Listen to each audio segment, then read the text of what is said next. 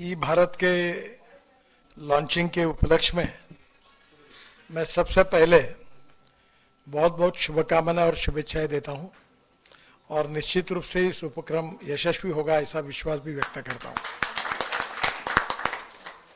मैं अपने देश में इन सब पॉलिसी का जन्मदाता भी हूं, तो मुझे पता है कि इसमें अड़चनें क्या और समस्याएं क्या है।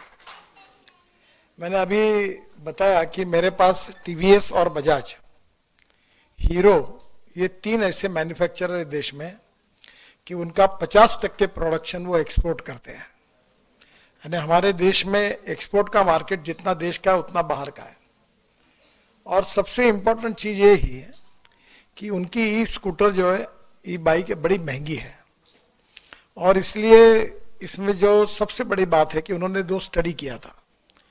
अभी 2-4 दिन पहले ही टीवीएस के मालिक जो थे वेणु श्रीनिवासन मेरे आए थे और सर्वे में ये मालूम हुआ कि एक स्कूटर आदमी कितने किलोमीटर चलाता है। तो उसका जो एवरेज आया है, बजाज ने कहा है कि 26 किलोमीटर एक दिन में चलाता है और टीवीएस ने कहा है कि 24 किलोमीटर चलता है और रात को घर में गाड़ी फिर चार्ज होती है।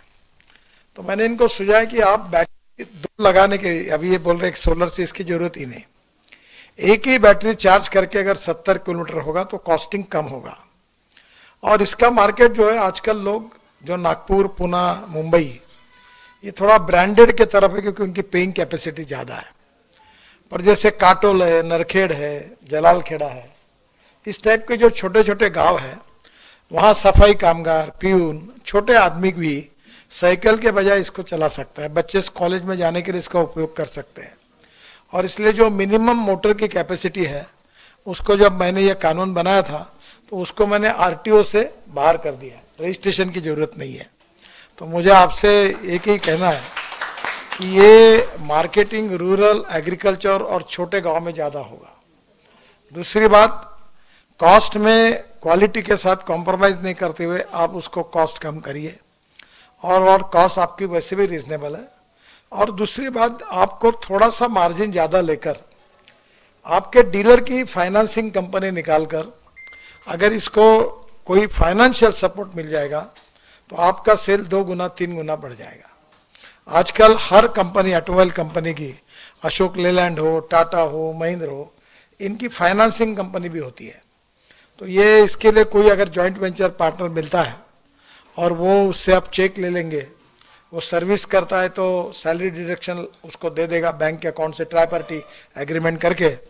तो छोटे छोटे लोग, सफाई कामगार, प्यून, होटल में काम करने वाले कर्मचारी, इस टाइप के छोटे छोटे लोग अगर इसको लेंगे तो इसके स्वाभाविक रूप से इसका सेल काफी बढ़ेगा। मुझे बहुत खुशी है कि विदर्भ में पहली बार आपने ये कोशिश की और मैं आपको शुभकामनाएं देता हूं। अभी तक जब से मैंने ई स्कूटर और ई बाइक का जो काम शुरू किया है, 250 लोगों ने शुरू किया है। अरे 250 लोग अब मैन्युफैक्चरिंग में उतरे हैं। इसमें कर्नाटक में, बेंगलोर में बहुत अच्छे अच्छे डिजाइन्स और काफी रिसर्च हुआ है। अभी तो मैं हाइड्रोजन की गाड़ी पे, दिल्ली मेरे पास है, तो पानी से हाइड्रोजन निकाल कर गाड़ी चलेगी। फिर मैं अभी कल ही मैंने टोयोटो की लॉन्च की। वो ऐसी है कि उसके एक कैमरी मॉडल था जिसमें 60% पेट्रोल और 40% वही बिजली तैयार करेगा, जो बात आप बता रहे थे। पर मैं किसान हूं और मेरे सपने का मॉडल ये है जो अभी अगले महीने आ रहा है, जिसके लिए मैं डंडा लेके बैठा हूं सबके पीछे। वो ये है कि हमारे किसानों का जो इथेनॉल है, जो 60 रुपए लीटर है, उसकी कैलोरिक वैल्यू पेट्रोल के बराबर, डीजल के बराबर होगी।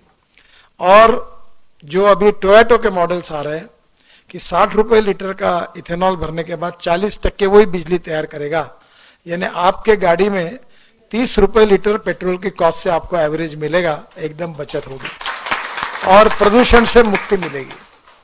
तो टोयोटो, हुंडई, मर्सिडीज, बीएमडब्ल्यू और बाद में सभी, टाटा से लेकर सब लोगों की गाड़ियां अगले महीने से आ रही है। और बजाज ने और टीवीएस ने और हीरो ने इथेनॉल की लगाई है। आज ही मेरी बात कि इथेनॉल की बाइक नागपुर में लॉन्च कर रहे, बाइक और स्कूटर। तो मैं कोशिश कर रहा हूँ कि अपने किसान के जितने बेटे हैं वो अपने ही फ्यूल को यूज करें। तो ये स्वाभाविक रूप से सस्ता भी है और प्रदूषण से मुक्त भी है। तो मुझे लगता है कि electric, ethanol, methanol, biodiesel, bio CNG, bio LNG और हाइड्रोजन। और हाइड्रोजन में भी 3 प्रकार है। ग्रीन हाइड्रोजन यानी पानी से निकलता है या बायोमास से निकलता है। आज ही मैं कारपोरेशन के आयुक्तों को कह रहा था कि हमारा शहर पहला है कि हमने टॉयलेट का पानी बेचकर हम लोग 300 करोड़ कमाते हैं।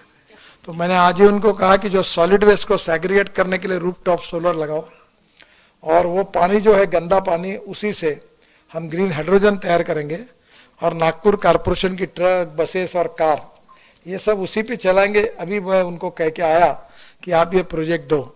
अभी दिल्ली में तो मेरे यहाँ एक मिराई करके गाड़ी है, वो टोयोटो की है। मिराई का जापानी में अर्थ होता है भविष्य, और यही भविष्य है। तो आगे चलकर ये भी गाड़ी को ग्रीन हाइड्रोजन पे कन्वर्ट करना होगा। इसके बाद ट्रक, बसेस, ट्रैक्टर, हवाई जहाज, रेलवे और फैक्ट्री भी। कोयले की जरूरत नहीं, पेट्रोल की जरूरत नहीं, डीजल की जरूरत नहीं, गैस की जरूरत नहीं। पानी से हाइड्रोजन निकलेगा और उसके ऊपर दुनिया चलेगी। और मुझे एक बात लगती है कि मैं 2004 से ये कह रहा हूं, पर आउट ऑफ बॉक्स कोई भी बात लोगों को समझाने में समय जाता है, क्योंकि वो जल्दी मानते नहीं है। जितनी बातें कहता था उतनी सब प्रूव हो गई। तो अब स्वाभाविक रूप से, और ट्रांसपोर्ट मंत्री मैं हूं, और मेरा एक सपना है कि इस देश के पेट्रोल डीजल को, इंपोर्ट को बंद करना। 16 लाख करोड़ रुपए का पेट्रोल डीजल देश में आता है और सब प्रदूषण हमारे देश में होता है। और अगर ये 16 लाख करोड़ में से 5 लाख 10 लाख करोड़ अगर गांव के गरीब किसानों के पास जाएंगे तो गांव के लड़कों को रोजगार मिलेगा। और इसलिए बड़े प्रमाण पर मैं बोलता हूं कि अन्नदाता नहीं, ऊर्जादाता बनो, ताकि गांव में ऊर्जा तैयार हो जाएगी तो कोई किसान नागपुर, मुंबई, कलकत्ता नौकरी मांगने के लिए नहीं आएगा। और अभी वो दिन दूर नहीं है कि अपने खेती में कुआं होगा, ऊपर में रूफटॉप सोलर होगा, वहीं से इलेक्ट्रोलाइजर 1 करोड़। मैंने अभी एक फैक्ट्री का उद्घाटन किया बेंगलोर में, तो पूरे 90% प्रोडक्शन एक्सपोर्ट हो रहा है। तो अब इलेक्ट्रोलाइजर 1.25 करोड़ का है। और जो जनरेटर सेट है वो अभी किर्लोस्कर ने मेरे घर पे ही लगाया यहाँ बिल्डिंग में, जो 100% बायो इथेनॉल पर चलने वाला देश का पहला जनरेटर है। क्योंकि डीजल का भाव 110 रुपए और इथेनॉल का भाव 60 रुपए। तो स्वाभाविक रूप से बचत। और मैं कंस्ट्रक्शन इक्विपमेंट वालों के पीछे लगाऊं। जेसीबी ने ऐसा जेसीबी बनाया कि जो अपनी परली होती है, राइस स्ट्रॉ, ये इससे बायो सीएनजी और बायो एलएनजी तैयार होता है। और मेरा ट्रैक्टर खुद का ये सीएनजी पर चलता है। और अभी वो उसके कारण किसान 1 लाख रुपए साल के अगर है तो उसकी बचत होगी, क्योंकि डीजल के बजाय सीएनजी पे चलेगा। और अभी सीएनजी भी ये हमारा फ्यूचर है, एलएनजी भी फ्यूचर है।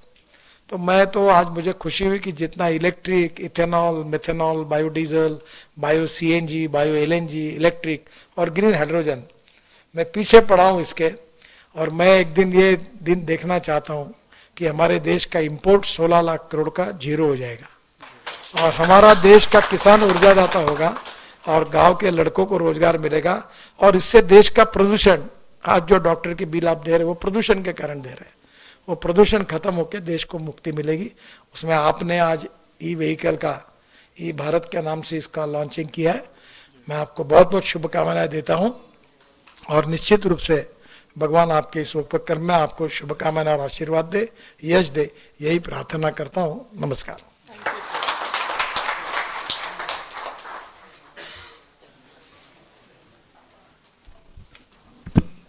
मैं भैया हेलो।